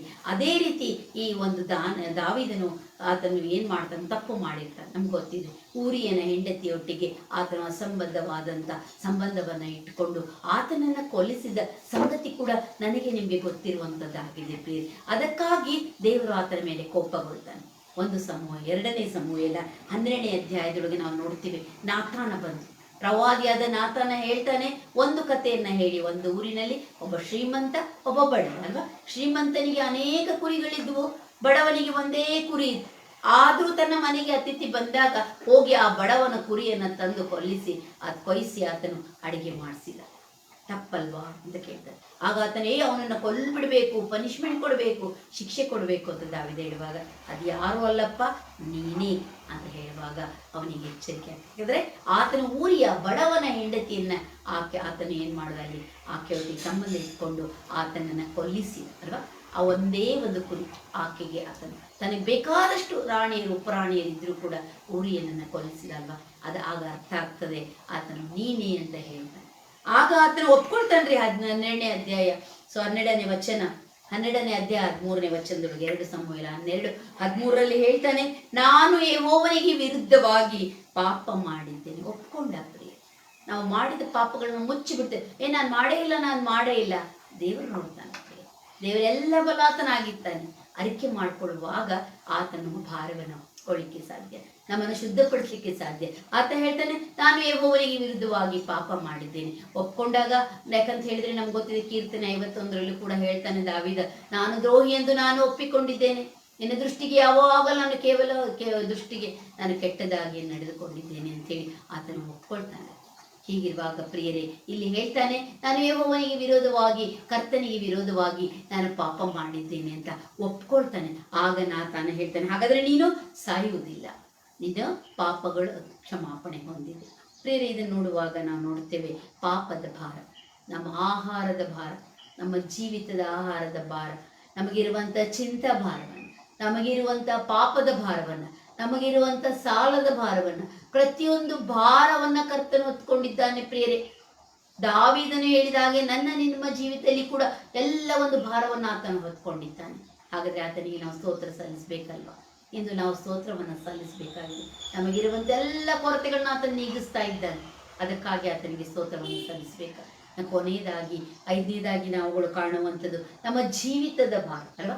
ಅನೇಕ ಬಾರಿ ನಮ್ಮ ಜೀವಿತನೇ ಸಾಕಪ್ಪ, ಸಾವು ಬೇಕಂತ ಎಷ್ಟು ಜನರು ಬಯಸಿರ್ತಾರೆ. ನಾವು ನೋಡ್ತೇವೆ ಅನೇಕ ಬಾರಿ ಒಂದು ನ್ಯೂಸಲ್ಲಿ ಮತ್ತು ಪೇಪರಲ್ಲಿ ವೃದ್ಧರು, ನಮ್ಗೆ ಸಾಕಪ್ಪ, ನಮ್ಗೆ ಏನಾದರೂ ಇಂಜೆಕ್ಷನ್ ಮಾಡಿ, ವೈದ್ಯರ ಬಳಿ ಹೇಳುವಂಥದ್ದಕ್ಕೂ ನಾವು ಪೇಪರಲ್ಲಿ ನೋಡಿದ್ದೇವೆ, ಟಿವಿಯಲ್ಲಿ ಕೇಳಿದ್ದೇವೆ. ವೈದ್ಯರು ಬಳಿಗಳಿಗೆ ನಮ್ಗೆ ಏನಾದರೂ ಒಂದು ಇಂಜೆಕ್ಟ್ ಮಾಡಿಬಿಡ್ರಿ, ನಮ್ಗೆ ಈ ಲೋಕ ಸಾಕು. ಯಾಕಂದ್ರೆ ಬಹಳಷ್ಟು ವಯಸ್ಸಾದ ಮೇಲೆ ಅದು ಕಷ್ಟಕರ ಅವ್ರ ಜೀವಿತ ಆಗಿರ್ತದೆ. ಅನೇಕ ರೋಗಗಳಿಂದ, ಅನೇಕ ಸಮಸ್ಯೆಗಳಿಂದ ಅವ್ರು ಹೇಳ್ತಾರಲ್ಲಿ ನಮ್ಗೆ ಇಂಜೆಕ್ಟ್ ಮಾಡಿ ಸಾಯಿಸ್ಬಿಟ್ರೆ ಸಾಕು. ನೋಡ್ರಿ, ಮರಣವನ್ನು ಅಪೇಕ್ಷಿಸ್ತೇವೆ. ಆದರೆ ದೇವ್ರು ಹೇಳ್ತಾನೆ ವಾಕ್ಯದಲ್ಲಿ, ಕೀರ್ತನೆಯಲ್ಲಿ ನಾವು ನೋಡ್ತೇವೆ, ಮನುಷ್ಯನ ದಿನಗಳು ಇಷ್ಟೇ ಅಂತೇಳಿ ಬುಕ್ಕಲ್ಲಿ ಬರೆದ್ಬಿಟ್ಟಿದೆ. ಆತನ ಪುಸ್ತಕದಲ್ಲಿ ಮೊದಲೇ ಮನುಷ್ಯನು ಆಯುಷ್ಕಾಲ ಆರಂಭವಾಗುವುದಕ್ಕಿಂತ ಮುಂಚೆ ಎಲ್ಲವನ್ನ ತಿಂಗಳುಗಳು, ದಿನಗಳು, ಲೆಕ್ಕವನ್ನ ಬರೆದ್ಬಿಟ್ಟಿದ್ದಾನೆ. ಪ್ರಿಯ, ಆತನ ಚಿತ್ತ ನಾವು ತಿಳ್ಕೊಳ್ತೇವೆ ಅಷ್ಟೇ. ನಮ್ಮ ವಯಸ್ಸಿಷ್ಟು, ನಮ್ಗೆ ಆ ರೀತಿ ಆಯ್ತು, ಈ ರೀತಿಯಾಗಿ ಹೋಯ್ತು, ಇಲ್ಲ, ಎಲ್ಲ ಕಾರಣ ಏನೇ ಇರ್ಬೋದು. ಬಟ್ ದೇವರಿಟ್ಟಂಥ ಸಮಯ, ದೇವರಿಟ್ಟಂಥ ವಯಸ್ಸು, ಇದು ಬಹಳ ಪ್ರಾಮುಖ್ಯವಾಗಿದ್ದಂಥ ಸಂಗತಿಯಾಗಿದೆ. ಯಾಕಂದರೆ ಪ್ರಿಯರೇ, ಯೋನನ ವಿಷಯವಾಗಿ ಕೂಡ ನೋಡ್ತೇವಲ್ವ. ಯೋನ 4ನೇ ಅಧ್ಯಾಯದೊಳಗಡೆ ನಾವು 3-4 ವಚನದಲ್ಲಿ ಹೇಳ್ತಾನೆ, ಆತ ನಾನು ಬದುಕುವುದಕ್ಕಿಂತ ಸಾಯುವುದೇ ಲೇಸು ಅಂತ ಹೇಳ್ತಾನೆ. ಯಾಕಂದ್ರೆ ಪ್ರಿಯರೇ, ನಿನವೆ ಪಟ್ಟಣಕ್ಕೆ ಹೋಗಿ ಸಾರಿದಾಗ ಅಲ್ಲಿ ಅವರೆಲ್ಲ ತಿರ್ಕೊಂಡ್ರು. ದೇವರು ಪ್ರಕಟಿಸಿದಂಥ ಶಿಕ್ಷೆಯನ್ನೊಂದು ಬರಗೊಡಿಸ್ಲಿಲ್ಲ. ಯಾಕೆ? ಉಪವಾಸ ಮಾಡಿದ್ರು, ಪ್ರಾರ್ಥನೆ ಮಾಡಿದ್ರು, ದುಃಖಿಸಿದ್ರು, ತಿರ್ಕೊಂಡ್ರು, ಪಶ್ಚಾತ್ತಾಪಟ್ಟರು. ಆದ್ರೆ ನಾವಲ್ಲಿ ಕಾಣ್ತೇವೆ, ಆತ ಹೇಳ್ತಾನೆ, ನೀನು ಇಂಥ ಮನ ಮರುಗುವಂಥವನು ಆಗಿದ್ದಿ, ನೀನು ಕರುಣೆ ತೋರಿಸುವಂಥವನು ಆಗಿದ್ದಿ ಅಂತ ಹೇಳಿನೇ ನಾನು ತಾರ್ಷೀಷ್ಗೆ ಓಡೋಗ್ತಾ ಇದ್ದೆ. ನೀನು ಕರೆದಂತ ನಿನ್ವೆಗೆ ನಾನು ಬರಲಿಲ್ಲ ಅಂತ ಹೇಳಿದ್ದು. ಆತನು ಕೋಪಿತನಾಗಿ, ಯಾಕಂದ್ರೆ ಅವ್ರಿಗೆ ಶಿಕ್ಷೆ ಕೊಡಲಿಲ್ಲ, ಕೋಪಿತನಾಗಿ ಆತನ ಕೂತ್ಕೊಂಡು ಹೇಳ್ತಾನೆ, ನಾನು ಸಾಯುವುದೇ ಲೇಸು, ಬದುಕುವುದಕ್ಕಿಂತ ಸಾಯುವುದೇ ಲೇಸು, ನನ್ನ ಪ್ರಾಣವನ್ನ ತೆಗಿ ಅಂತೇಳಿ ಆತನ ಹೇಳುವಾಗ ಕೂಡ ದೇವ್ರು ಏನ್ ಮಾಡ್ತಾನ್ರಿ, ಅಲ್ಲಿ ಒಂದು ಸೋರೆ ಗಿಡನ ಬೆಳೆಸ್ತಾನೆ ಆತನ ತಲೆ ಮೇಲೆ. ಆ ಒಂದು ನೆರಳಿನೊಳಗೆ ಆತನು ಕರ್ಕರೆ ಆಗಬಾರ್ದು, ಕಿರಿಕಿರಿ ಆಗಬಾರ್ದು ಅವನಿಗೆ, ಆ ಬಿಸಿಲಿನ ತಾಪ ಅಂತೇಳಿ ಸೋರೆ ಗಿಡವನ್ನ ನೋಡಿ. ನಮ್ಮ ದೇವರು ಎಷ್ಟು ಅದ್ಭುತ ರೀತಿಯಾಗಿ ಯಾರ್ಯಾರಿಗೆ ಯಾವ್ಯಾವ ರೀತಿ ಒಳಗೆ ಕೊರತೆಗಳನ್ನ ನೀಗಿಸ್ಬೇಕೋ ಅದೇ ರೀತಿ ಒಳಗೆ ನೀಗಿಸ್ತಾನೆ. ಆತನು ಪ್ರಾಣನ ಬೇಡಪ್ಪ, ನಾನು ಸಾಯುವುದೇ ಲೇಸು ಬದುಕೋದಕ್ಕಿಂತ ಅಂತ ಯೋನ ಹೇಳಿದ್ರು ಕೂಡ ಸೋರೆ ಗಿಡವನ್ನ ಬೆಳೆಸಿ ಬಿಸಿಲಿನ ತಾಪ ಕರ್ಕರೆ ಆತನಿಗೆ ಆಗಬಾರ್ದಂತ ಎಷ್ಟು ಪ್ರೀತಿಯನ್ನು ತೋರಿಸ್ತಾನಲ್ವ. ತನ್ನ ಪ್ರಿಯರಿಗೆ ನಿದ್ರೆಯಲ್ಲಿಯೂ ಕೊಡ್ತಾನೆ. ಭಯಭಕ್ತಿ ಉಳ್ಳವರಿಗೆ ಆತನು ಎಷ್ಟು ಅದ್ಭುತ ರೀತಿಯಾಗಿ ಆಹಾರವನ್ನು ಕೊಟ್ಟು, ಪ್ರತಿಯೊಂದು ಸಂಗತಿಗಳನ್ನ ಕೊಟ್ಟು ಸಲುವ ಆತನ ಕುಟುಂಬ ಚಿಂತೆ, ಅನೇಕ ಕೆಲಸದ ಚಿಂತೆ, ಅನೇಕ ಕೊರತೆಗಳಿದೆ, ಅನೇಕ ಚಿಂತೆಗಳಿವೆ. ಎಲ್ಲ ಚಿಂತಾಭಾರವನ್ನು ನನ್ನ ಮೇಲೆ ಚಿಂತೆ ಮಾಡಿ ಮಾಡಿ ಒಂದು ಮೊಳ ಉದ್ದ ಬೆಳೆಯುವುದು ನಮ್ಮಿಂದ ಆದೀತೆ ಅಂತ ದೇವರ ವಾಕ್ಯಲ್ಲಿ ಹೇಳ್ತದೆ. ಈ ಭೂಯಾತ್ರೆಯ ಚಿಂತೆಯನ್ನು ಆತನಿಗೆ ಒಪ್ಪಿಸಿ ನಿಶ್ಚಿಂತರಾಗಿರು ಎಂಬುದಾಗಿ ಕೂಡ ದೇವರ ವಾಕ್ಯ ಹೇಳ್ತದೆ. ಅದೇ ರೀತಿ ಒಳಗೆ ಎಲಿಯನ ವಿಷಯವಾಗಿ ಕೂಡ, ಎಲಿಯನು ಮರಣ ಬೇಕಂತ ಹೇಳಿದ. ಯಾಕೆ? ಏನ್ ಮಾಡಿದ್ದಾರೆ? ಆತ 450 ಆ ಬಾಳನ ಪ್ರವಾದಿಗಳನ್ನ ಕೊಲ್ಲಿಸಿ ಹಾಕಿದ ಅಲ್ವಾ. ಆತನು ಕೊಲ್ಲಿಸಿದಾಗ ಅವ್ರನ್ನ ಸಲಹುಕೊಂಡಂತ ಅಹಾಬನ ಹೆಂಡತಿಯ ರಾಣಿಯಾದಂತ ಆ ಒಂದೇ ಯಜ್ಬೇಲಳಿಗೆ ಸಿಟ್ಟು ಬಂದು ಈತನ ನಾನು ಕೊಂದೇ ಕೊಲ್ತೀನಿ ಅಂತೇಳಿ ಆಕೆಯಲ್ಲಿ ಪ್ರಮಾಣ ಮಾಡ್ತಾನೆ. ಅದಕ್ಕಾಗಿ ಈತನು ಓಡಿ ಹೋಗ್ತಾನೆ. ಯಾಕಂದ್ರೆ ಆತ ಏನು ತಪ್ಪು ಮಾಡೋದಿಲ್ಲ ಅಲ್ವಾ? ನಮ್ಗೆ ಗೊತ್ತಿದೆ. ಬೆಂಕಿಯನ್ನ ಅದ್ಭುತ ರೀತಿ ಪ್ರಾರ್ಥನೆಯಿಂದ ಯಜ್ಞಕುಂಡ ಎಲ್ಲವನ್ನ ಕಟ್ಟಿಗೆ ಇಟ್ಟು ಎಲ್ಲ ಸಿದ್ಧ ಮಾಡಿ ಆ ಬಾಳನ ಪ್ರವಾದಿಗಳಿಗೂ ಹೇಳ್ತಾನೆ, ದೇವರನ್ನ ಕರಿ, ಹಾಗಾದ್ರೆ ನಿಮ್ ದೇವ್ರನ್ನ ಕರೆದ್ರೆ ಆ ಬೆಂಕಿ ಬೀಳ್ಬೇಕು ಅಂತಾಗ ಅವ್ರು ಎಷ್ಟೇ ಹೊಡ್ಕೊಂಡ್ರು, ಕೂಗಿದ್ರು, ರಕ್ತ ಬರ್ಸ್ಕೊಂಡ್ರು, ಅವ್ರ ದೇವ್ರು ಯಾವ ರೀತಿ? ಯಾಕಂದ್ರೆ ಅದು ನಿಜವಾದ ದೇವರಲ್ಲ, ಮಾತನಾಡುವ ದೇವರಲ್ಲ, ಅದು ಕಲ್ಲು. ಆಗ ಯಾವ ಬೆಂಕಿನ ಪ್ರಾರ್ಥನೆ ಬರಲಿಲ್ಲ, ಬೆಂಕಿ ಬರಲಿಲ್ಲ, ಅಲ್ಲಿ ಹತ್ಕೊಳ್ಳಿಲ್ಲ. ಆದರೆ ಎಲಿಯ ಪ್ರವಾದಿಯು ಆತನು ಪ್ರಾರ್ಥಿಸುವಾಗ ಎಲ್ಲವನ್ನ ಮಾಡಿ ಆ ಒಂದು ಅಗ್ನಿಕು ನಮ್ಗೆ ಗೊತ್ತಿ ನೀರೆಲ್ಲ ಹಾಕ್ಬಿಟ್ಟಿರ್ತಾನೆ, ಅಂದ್ರೂ ಸಹ ಪ್ರಾರ್ಥಿಸುವಾಗ ದೇವರು ಬೆಂಕಿಯನ್ನ ಕಳಿಸ್ತಾನೆ. ಆ ಒಂದು ಕಟ್ಟಿಗೆಯಲ್ಲಿ ಉರಿತು ಅಂತ ನೋಡ್ತೇವೆ. ಆಗ ನಿಜವಾದ ದೇವರು ಯೆಹೋವನೇ ಅಂತ ಅವರೆಲ್ಲ ಕೊಂಡಾಡಿದ್ದನ್ನ ನೋಡುವಾಗ ನಂತರದೊಳಗೆ ಆತನ ಬಾಳನ ಪ್ರವಾದಿಯನ್ನ ಕೊಲಿಸಿದ ಅಲ್ವಾ ಪ್ರಿಯರೇ? ನಮ್ಗೆ ಗೊತ್ತಿರುವಂತ ಆಗ ಯೆಜೆಬೇಲಳು ನೋಡಿ ಇಷ್ಟೆಲ್ಲ ಪ್ರವಾದಿಯಾಗಿ ಅದ್ಭುತ ರೀತಿ ನಡೆಸಿದಾಗ ಒಂದು ಮೂಮೆಂಟಲ್ಲಿ ಆತನಿಗೆ ಯೆಜೆಬೇಲಳು ಬಂದು ಆತನ ಸಾಯಿಸ್ತೀನಿ ಅಂದಾಗ ಹೋಗಿ ಹೋಗಿ ಹೋಗಿ ಜಾಲಿ ಮರದ ಕೆಳಗೆ ಕೂತ್ಕೊಂಡಲ್ವಾ? ನಾವು ಆಗ್ಲೇ ನೋಡಿದ್ವಿ. ಅಲ್ಲಿ ಕೂತ್ಕೊಂಡು ಆತನು ಕೂಡ ಮರಣವನ್ನ ಬಯಸ್ತಾನೆ. ಸ್ವಾಮಿ ನನಗೆ ಸಾಕಾಯ್ತು, ಆತನ ನಾನು ಬದುಕುವುದಕ್ಕಿಂತ ಆತನು ಹೇಳ್ತಾನೆ ನನಗೆ ಜೀವಿತ ಸಾಕಾಯ್ತು, ನನ್ನ ಪ್ರಾಣವನ್ನ ತೆಗಿ ಅಂತ ಹೇಳ್ತಾನೆ. ಇಂಥ ಒಂದು ದೊಡ್ಡ ಪ್ರವಾದಿಗಳೇ ಯೋನ, ಎಲಿಯ ಇವರೆಲ್ಲರೂ ಏನ್ ಮಾಡ್ತಾ ಇದ್ದಾರೆ? ಪ್ರಾಣವನ್ನ ತೆಗಿ ಅಂತ ಕೇಳ್ತಾ ಇದ್ದಾರೆ. ಆದ್ರೆ ಪ್ರಿಯರೇ, ಆತನು ನಮ್ಮ ಜೀವಿತದ ಭಾರ, ಕೊನೆಯದಾಗಿ ನಾವು ಕಾಣ್ತಾ ಇರುವಂಥದ್ದು ನಮ್ಮ ಜೀವಿತದ ಭಾರ. ನಮ್ಮ ಜೀವಿತನ ಬೇಡಪ್ಪ ಅಂದ್ರು ಆ ಭಾರವನ್ನ ಹೊತ್ತುಕೊಂಡಂತ ದೇವರು ನಡೆಸುವಾತ ಎಲಿಯನನ್ನ ಅದ್ಭುತ ರೀತಿಯಾಗಿ ದೇವದೂತನ ಮುಖಾಂತರವಾಗಿ ರೊಟ್ಟಿ ಮಾಂಸವನ್ನ ಕೊಟ್ಟು ಆತ ರೊಟ್ಟಿ ಮತ್ತು ನೀರನ್ನ ಕೊಟ್ಟು ಸಲುಹಿದಲ್ವಾ? ಅದೇ ರೀತಿ ಯೋನನ್ಗೂ ಕೂಡ ಆತನ ಹೇಳ್ತಾನೆ, ನೀನು ಒಂದು ಸೋರೆ ಗಿಡಕ್ಕಾಗಿ ಕಿರಿಕಿರಿ ಮಾಡ್ಕೊಳ್ತಾ ಇದೀಯ, ಆದ್ರೆ ನಾನು ಅಷ್ಟೊಂದು ಜನರು ಅಲ್ವಾ, ಆ ಜನರುಗಳನ್ನು ನಾನು ರಕ್ಷಿಸದೇ ಇರುವುದು ಸರಿನಾ ಅಂತ ಹೇಳ್ತಾರೆ. ಪ್ರಿಯರೇ, ನಮ್ಮ ಜೀವಿತದ ಭಾರವನ್ನು ನಮಗೆ ಪ್ರತಿದಿನ ಒಂದಿನ ಸಾಕಪ್ಪ ಜೀವಿತ ಅಂದ್ರೆ ಅದೇ ನೆಕ್ಸ್ಟ್ ಮೂಮೆಂಟಲ್ಲಿ ದೇವರ ವಾಕ್ಯಗಳ ಮುಖಾಂತರ ನಮ್ಮನ್ನ ಅನೇಕರು ಸಾಯ್ಲಿಕ್ಕೆ ಹೋಗಿರ್ತಾರೆ, ಅನೇಕರು ಅನೇಕ ರೀತಿಯಾಗಿ ಒಳಗೆ ಜೀವಿತೊಳಗೆ ಕುಂದು ಹೋಗಿರ್ತಾರೆ. ಆದರೆ ದೇವರು ಅವ್ರನ್ನ ವಾಕ್ಯಗಳ ಮುಖಾಂತರವಾಗಿ ಜೀವಿತದ ಭಾರವನ್ನ ಹೊತ್ತುಕೊಂಡು ನಡೆ. ಯಾಕಂದ್ರೆ ದೇವರ ವಾಕ್ಯ, ಎಲ್ಲೇ ಕಷ್ಟಪಡುವವರೇ, ಹೊರೆ ಹೊತ್ತವರೇ, ನೀವೆಲ್ಲರೂ ನನ್ನ ಬಳಿಗೆ ಬಂದ್ರಿ, ನಾನು ನಿಮ್ಗೆ ವಿಶ್ರಾಂತಿ ಕೊಡ್ತೇನೆ. ಕಷ್ಟಪಡುವವರು, ಹೊರೆ ಹೊತ್ತವರು, ಎಲ್ಲ ರೀತಿ ಭಾರವನ್ನ ಹೊತ್ತವರಿಗೆ ದೇವರು ಹೇಳ್ತಾ ಇರುವಂತ ಮಾತೇನೆಂದ್ರೆ, ಕಷ್ಟಪಡುವವರೇ, ಹೊರೆ ಹೊತ್ತವರೇ, ನೀವೆಲ್ಲರೂ ನನ್ನ ಬಳಿಗೆ ಬನ್ನಿರಿ, ನಾನು ನಿಮ್ಗೆ ವಿಶ್ರಾಂತಿಯನ್ನ ಕೊಡ್ತೀನಿ ಅಂತ. ಹಾಗಾದರೆ ಪ್ರಿಯರೇ, ಈ ಸಮಯದೊಳಗೆ ನಾವು ದಾವೀದನೊಟ್ಟಿಗೆ ನಾವುಗಳು ನಮ್ಮ ಸ್ವರವನ್ನು ಕೂಡಿಸಿ ಮತ್ತೊಂದು ಆವತ್ತಿ ಹೇಳೋಣ. ಅನುದಿನವೂ ನಮ್ಮ ಭಾರವನ್ನು ಹೊರುವ ಕರ್ತನಿಗೆ ಸ್ತೋತ್ರವಾಗಲಿ. ನಮ್ಮ ಆಹಾರದ ಭಾರವನ್ನ ಹೊತ್ತಿದ್ದಾನೆ, ಚಿಂತಾ ಭಾರವನ್ನ ಹೊತ್ತಿದ್ದಾನೆ, ನಮ್ಮ ಪಾಪದ ಭಾರವನ್ನ ಹೊತ್ತಿದ್ದಾನೆ, ಸಾಲದ ಭಾರವನ್ನ ಹೊತ್ತಿದ್ದಾನೆ, ನಮ್ಮ ಜೀವಿತದ ಭಾರವನ್ನೇ ಆತನ ಹೊತ್ತಿದ್ದಾನೆ. ಅನುದಿನವೂ ನಮ್ಮ ಜೀವಿತದಲ್ಲಿ ಇರುವಂತ ಎಲ್ಲ ರೀತಿಯಾದಂಥ ಕೊರತೆ ಭಾರಗಳನ್ನ ಹೊತ್ತಂತ ಕರ್ತನಿಗೆ ನಾವು ಈ ಸಮಯದಲ್ಲಿ ಸ್ತೋತ್ರ ಸಲ್ಲಿಸೋಣ. ನಾವು ಮಾಡಿದಂತ ಅದಕ್ಕಾಗಿ ಪ್ರಾಮುಖ್ಯವಾಗಿ ಎಲ್ಲವನ್ನ ಆತನ ಹೊರಬೇಕಂದ್ರೆ ನಾವು ಆತನಿಗೆ ಪ್ರಿಯರಾಗಿರ್ಬೇಕು, ಆತನಲ್ಲಿ ಭಯಭಕ್ತಿ ಉಳ್ಳವರಾಗಿರ್ಬೇಕು, ಆತನ ಮಾರ್ಗವನ್ನು ಅನುಸರಿಸುವಂತವರಾಗಿರ್ಬೇಕು, ನಮ್ಮ ಪಾಪಗಳನ್ನ ನಾವು ಅರಿಕೆ ಮಾಡಿಕೊಳ್ಳುವವರಾಗಿರ್ಬೇಕು, ಕರ್ತನೆ ಆಗಿರ್ಬೇಕು ಪ್ರಿಯರೇ. ಹೀಗಿರುವಾಗ ಕರ್ತನು ನಮ್ಮ ಜೀವಿತದಲ್ಲಿರುವಂತ ಎಲ್ಲ ಒಂದು ಚಿಂತೆಗಳನ್ನ ಪರಿಹಾರ ಮಾಡಿ ನಡೆಸುವಾತನಾಗಿದ್ದಾನೆ. ಆತನಿಗೆ ಸ್ತೋತ್ರ ಸಲ್ಲಿಸೋಣ.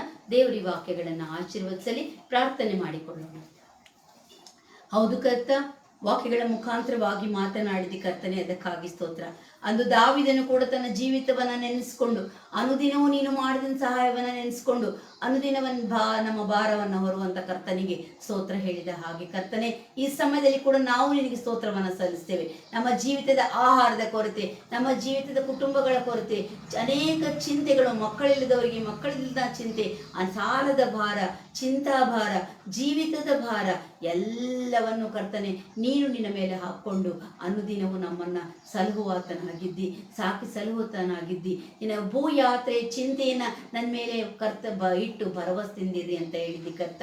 ಹೀಗಿರುವಾಗ ಕರ್ತನೆ, ಪಾಪಿಗಳಾದ ನಾವು ಅಲ್ಪವಿಶ್ವಾಸಿಗಳಾದ ನಾವು ಕರ್ತನೆ ನಮ್ಮ ಜೀವಿತವನ್ನು ನಾವೇ ನಡೆಸ್ತೀವಿ ಅಂತ ತಿಳ್ಕೊಳ್ತೇವೆ ಕರ್ತ. ಅದರಿಂದ ನಮ್ಮನ್ನು ಕ್ಷಮಿಸು ಕರ್ತ. ನಡೆಸುವಾತ ನೀನಾಗಿದ್ದಿ ಕರ್ತನೆ. ನಮ್ಮ ಭಾರವನ್ನು ಅನುದಿನ ಹೊರುವಂತ ಕರ್ತನಿಗೆ ಸ್ತೋತ್ರವನ್ನು ಸಲ್ಲಿಸ್ತೇವಪ್ಪ. ಮತ್ತೊಂದು ಆವರ್ತಿ ಈ ಸಮಯದಲ್ಲಿ ಕರ್ತ ಈ ಒಂದು ಗಿಲ್ಗಲ್ ಸರ್ಕಲ್ನ ನಡೆಸ್ತಿರುವಂತ ಎಲ್ಲ ಫೌಂಡರ್ಸ್ಗಾಗಿ ಸ್ತೋತ್ರ ಸಲ್ಲಿಸುತ್ತೇವೆ. ಅವರನ್ನು ಆಶೀರ್ವದಿಸು, ಬಲಪಡಿಸು ಕರ್ತನೆ. ನಿನ್ನ ವಾಕ್ಯಗಳನ್ನ ಎಲ್ಲೆಡೆಯಲ್ಲಿ ಹಬ್ಬುವ ಹಾಗೆ ಮಾಡ್ತಿರುವಂತ ಅವ್ರನ್ನ ಬಲಪಡಿಸು, ಆತ್ಮಿಕವಾಗಿ ನಡೆಸು ಕರ್ತನೆ. ಮತ್ತು ಕೇಳುತ್ತಿರುವಂತ ಪ್ರತಿಯೊಬ್ಬರ ಕುಟುಂಬದಲ್ಲಿ ಇರುವಂತ ಕೊರತೆ, ಚಿಂತೆ, ನೋವು ಏನೇ ಇದ್ರು ಎಲ್ಲವನ್ನ ತೆಗೆದುಹಾಕಿ ಹೊರುವಂತ ಕರ್ತನಾಗಿದ್ದು ಕರ್ತ ಅವರೆಲ್ಲರನ್ನ ಬಲಪಡಿಸಬೇಕಾಗಿ ಬೇಡಿಕೊಡುತ್ತೇವಪ್ಪ. ನಾಳಿನ ವಿಷಯವಾಗಿ ನಾವು ಚಿಂತಿಸದೆ ಎಲ್ಲವ ನಿನ್ ಮೇಲೆ ಬಿಡುವ ಹಾಗೆ ನಮ್ಮನ್ನ ಕರುಣಿಸು, ಆಶೀರ್ವದಿಸು, ಬಲಪಡಿಸು ಕರ್ತನೆ. ಈ ವಿನಯವನ್ನ ಇನ್ನೊಬ್ಬನೇ ಮಗನಾದ ಯೇಸು ಕ್ರಿಸ್ತನ ಮೂಲಕವಾಗಿ ಬೇಡಿಕೊಂಡು ಬಂದಿದ್ದೇವೆ ತಂದೆಯೇ, ಆಮೆನ್.